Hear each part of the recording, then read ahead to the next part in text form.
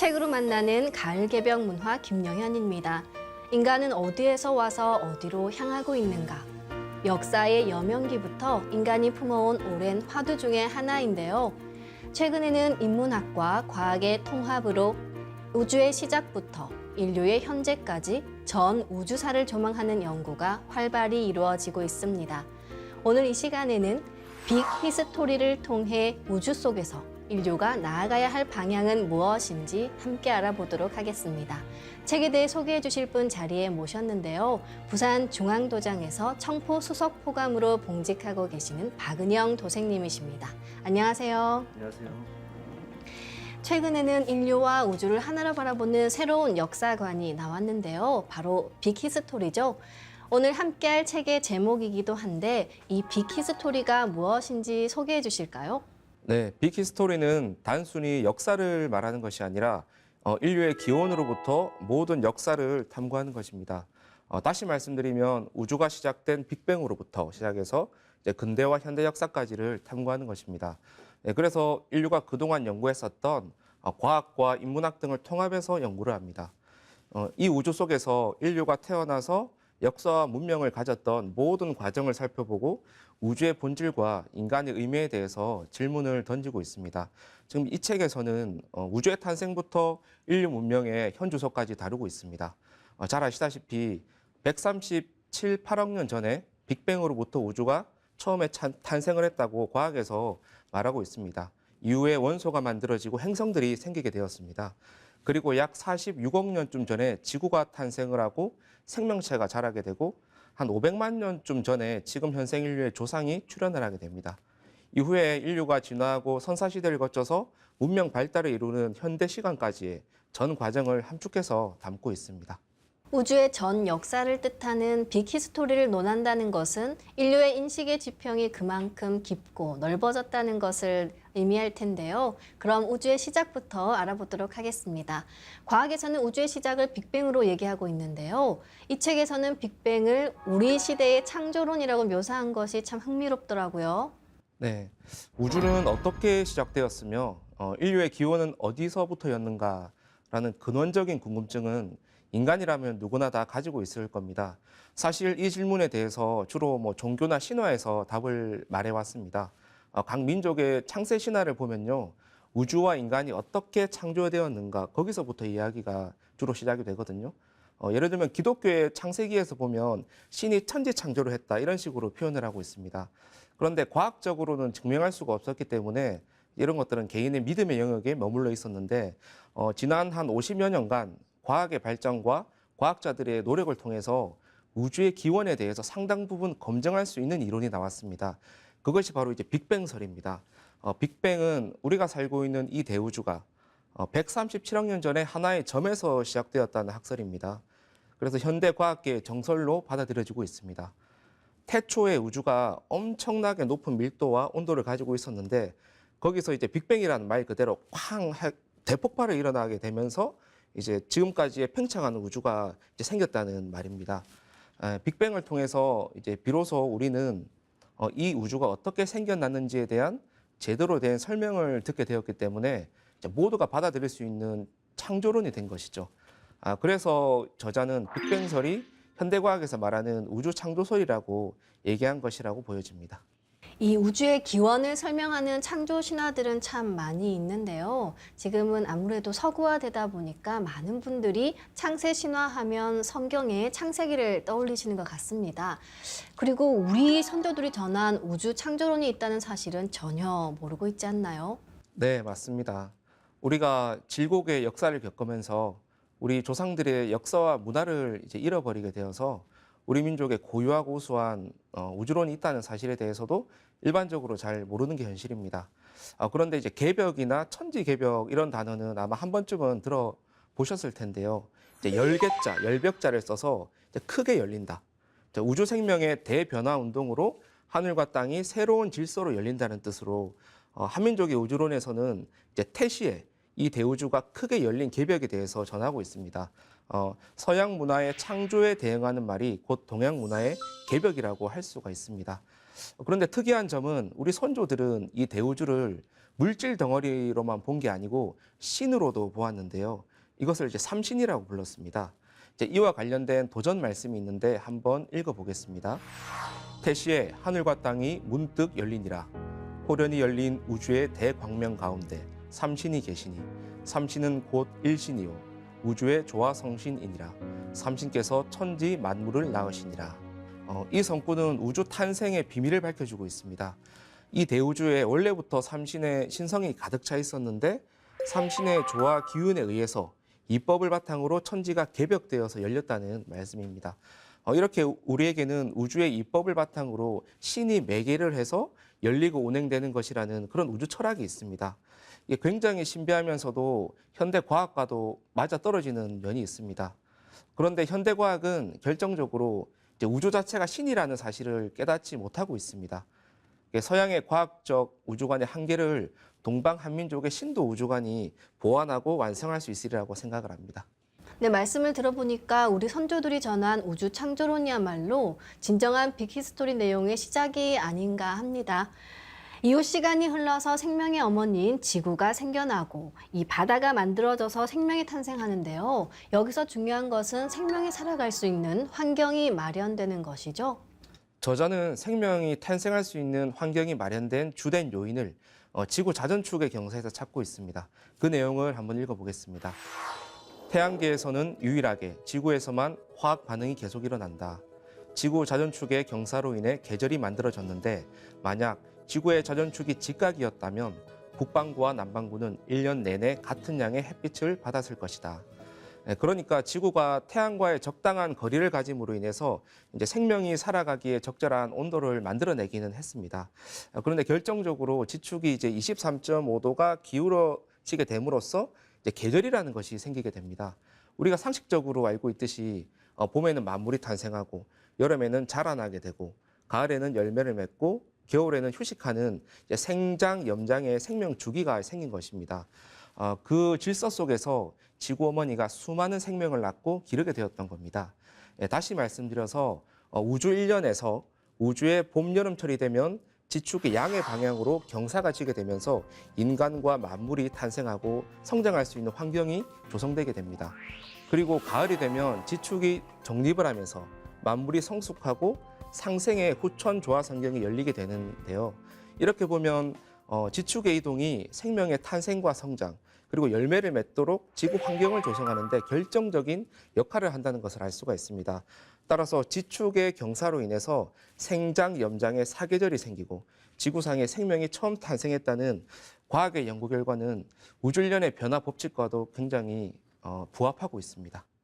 지축의 이동으로 발생한 이 사계절의 변화가 지구 일련에만 국한되는 것이 아니라 우주가 인간을 낳고 기르는 이 우주 일련과도 연관이 있다는 말씀이시네요. 책에서도 만약 기후가 우리가 알고 있는 것처럼 변하지 않았더라면 인간은 탄생하지 않았을지도 모른다고 적고 있죠. 이 우주 일련에 대해서 조금 더 구체적으로 말씀을 해주실까요? 네, 맞습니다. 우주 일련에 대해서 좀 더 자세하게 말씀드리면요.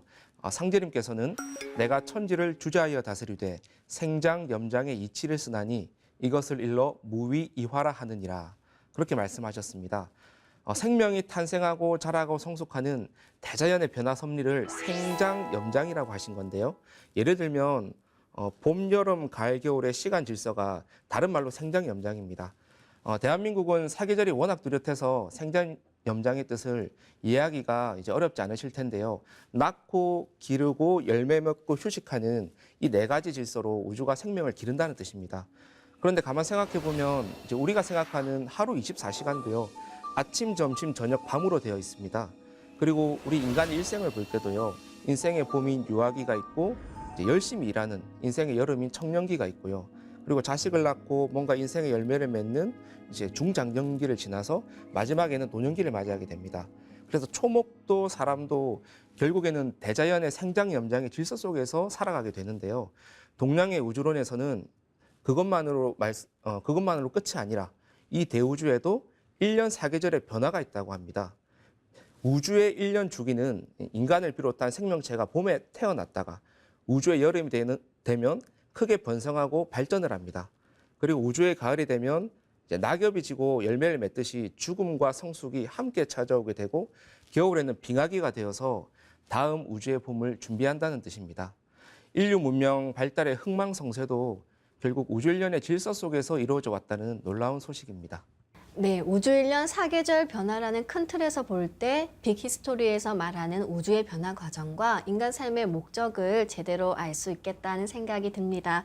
그런데 이 지축경사와 공전궤도가 기후변화에 중요한 영향을 미친다는 것을 세르비아의 천문학자인 밀란코비치가 구체화시킨 걸로 알고 있는데요. 이 밀란코비치 이론에 대해서 조금 설명해 주실까요? 네, 지구 과학에 따르면 지구가 지금과 비슷한 기온이 된 게 약 한 200만 년 전부터였다고 합니다. 그중에서 지난 100만 년간 빙하기가 대략 10번 정도 왔다고 하는데요. 빙하기의 원인이 무엇인지를 밝힌 학자가 바로 밀란코비치입니다. 밀란코비치 이론에 따르면 지구의 기후는 자전축과 공전 궤도의 변화에 영향을 받아서 이제 기온이 크게 변하게 됩니다. 그로 인해서 빙하기가 온다는 것인데요. 사실 아까 말씀드렸던 동양의 우주론에서도 이 부분을 말씀드리고 있습니다. 우주에도 1년이 있다고 말씀드렸는데요. 바로 우주의 겨울이 빙하기입니다. 그리고 최근 들어서 이제 헝가리에 있는 프라 분화구의 꽃가루 침전물 스펙트럼을 분석한 결과 빙하기의 주기가 12만 4천 년 주기라는 것까지 밝혀졌습니다. 그런데 놀라운 것은 우주 1년의 주기가 12만 9,600년이라는 것입니다. 그리고 서양 과학에서 자전축과 공전 궤도의 변화로 인해서 빙하기가 오고 이제 계절이 바뀐다는 것을 밝혔다고 했는데요. 동양에서는 이미 주역과 정역에서 자전축과 공전 궤도의 변화로 우주 1년 사계절이 형성된다는 것이 밝혀놓았습니다. 그뿐만 아니라 우주 봄철과 여름철의 1년 날수를 밝혔고요. 가을철의 1년 날수가 360일이 된다는 것까지 밝혀놨습니다. 즉 우주의 봄, 여름철에는 지축이 경사가 지고 지구가 타원 궤도를 돌면서 생명이 탄생을 하고 그렇게 자라는 때인 반면에 이제 우주의 가을철이 되면 지축이 바로 서고 지구가 정원 궤도를 돌면서 1년 360일에 사시장춘하는 세상이 되는 것입니다. 따라서 아까도 말씀드렸듯이 서양 과학과 동양의 우주론이 만날 때 이제 우주 변화의 실상을 정확히 알 수 있게 되는 것입니다. 이 책에서는 한 단원이 끝날 때마다 남아있는 의문점들을 열거하고 있는데 그것은 현대과학에서 아직 밝히지 못한 문제들이 많이 있다는 얘기잖아요. 이 우주일련을 제대로 안다면 이런 의문점들이 모두 해소되리라 생각이 듭니다. 고고학에서는 현 인류인 크로마뇽인이 등장한 것이 5만 년 전이라고 얘기를 하고 있는데 이때는 우주의 봄철이 열리던 때이지 않나요? 네. 우주의 겨울철이 끝나고 봄철이 되면서 이제 생명체가 다시 지상에 출현을 하게 되는데요. 이번 현생 인류도 출현하게 됩니다. 말씀하신 대로 고고학에서도 현생 인류인 호모 사피엔스 사피엔스에 속하는 크로마뇽인이 5만 년 전에 출현했다고 하고 있습니다. 그 시기는 우주의 봄이 열렸던 때와 일치하거든요. 결국 이번 우주의 봄이 열리면서 현생 인류인 크로마뇽인이 출현하고 여름의 성장 에너지를 받으면서 인류의 문명이 발전했다고 그렇게 볼 수 있습니다. 참고로 우주일련의 사계절에 대해서 좀 더 말씀드리면요. 우주일련은 크게 양의 시간대인 봄, 여름, 선천이 있고요. 음의 시간대인 가을, 겨울, 후천으로 나뉩니다. 우주의 봄과 여름을 이제 먼저 열린 하늘이라고 해서 선천이라고 하고요. 뒤에 열린 가을과 겨울을 후천이라고 말을 합니다. 그래서 12만 9,600년 중에서 선천, 봄, 여름이 6만 4,800년, 후천, 가을, 겨울이 또 6만 4,800년이 되는 것입니다. 이를 다시 인간의 역사 무대에서 활동하는 시간대로 살펴보면요. 겨울철은 빙하기로 이 기간이 약 3만 년인데 인간과 일체 생명이 지구상에 살 수가 없는 때입니다. 사람이 지구상에서 태어나서 활동할 수 있는 기간은 봄에서 여름까지 선천 5만 년, 또 가을에서 겨울까지, 겨울 초까지 후천 5만 년, 도합 10만 년 정도가 됩니다. 우주의 봄철에 지구에 등장한 인류는 우주의 여름철에 전 세계로 퍼져나가게 되는데 이때 수렵 채집 생활을 시작했다고 하죠. 대표적인 특징 조금 말씀해 주실까요? 네, 현재에도 수렵 채집 생활을 하는 사람들이 있는 만큼 수렵 채집의 역사는 굉장히 긴데요. 어떤 생활을 했는지 어느 정도는 추정할 수가 있습니다. 일단 중요한 것이 먹을 수 있는 식량입니다. 저자는 식량의 양에 따라서 집단의 크기가 달라졌을 것이라고 말하는데요. 주로 100명 이하였을 것으로 추정을 합니다. 2만 년 전까지는 500명 이상의 집단은 아예 없었을 것이라고 추정을 합니다. 이제 그 정도 인원을 이제 수렵해서 먹여 살리기가 힘들기 때문이라고 하거든요. 그리고 먹을 수 있는 음식을 다 소비하면 또 다른 곳으로 옮겨 다니는 방랑 생활을 했다고 하는데요.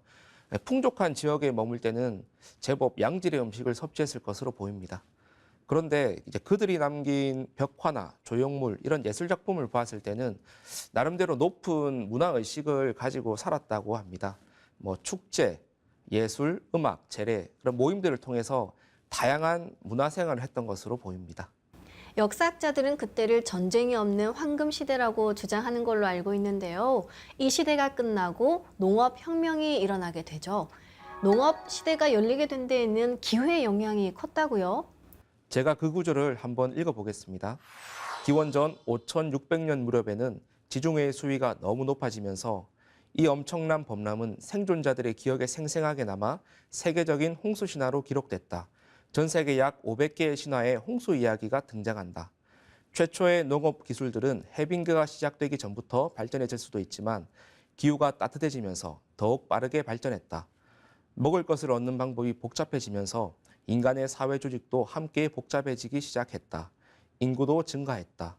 사회 조직의 발달과 인구의 증가는 따뜻한 기후에 대한 인간의 가장 중요한 적응이었던 농업의 기초가 되었다. 빙하기가 끝나고 본격적으로 해빙기가 온 것이 약 1만 7천 년 전부터라고 하는데요. 이때부터 기온이 따뜻해지기 시작했고 1만 4천 년에서 1만 1천 년 사이에는 기온이 올라가면서 얼음이 급격하게 녹기 시작했다고 합니다. 이때부터 우주 일년에서 봄철이 끝나고 여름철로 본격적으로 들어가기 시작했다고 볼 수가 있는데요. 빙하가 녹고 해수면이 상승하면서 인간의 삶도 급격하게 변할 수밖에 없잖아요. 살던 곳이 물에 잠겨서 못 가는 지역도 생기고 섬이 되기도 하고 그리고 겐지스, 황하, 인더스, 티그리스, 유프라테스 강 같은 큰 강이 만들어졌는데요. 이제 강의 범람으로 인해서 이제 만들어진 침적토는 훗날 농업혁명이 가능하게 만들어 주었습니다. 그리고 많은 식물종도 생겨났고요. 대규모 농업이 시작되면서 인구도 크게 늘어나게 되었습니다. 다시 말씀드려서 우주의 여름철로 들어서면서 따뜻해진 지구의 환경에 적응하면서 인류가 수렵 채집 생활에서 벗어나서 농경 사회로 전환했다는 것이 저자의 설명입니다. 네, 지금까지 박은영 도생님을 모시고 빅히스토리에 대해 말씀 나눠봤는데요. 빅히스토리의 전 면모를 총체적으로 밝혀줄 수 있는 것은 우주 일년이라는 것도 알아보았습니다. 다음 시간에는 5만 년 전 우주의 봄철에 탄생한 인류가 우주의 여름철에 들어서서 어떻게 역사를 펼쳐왔는지 알아보도록 하겠습니다. 감사합니다. 감사합니다.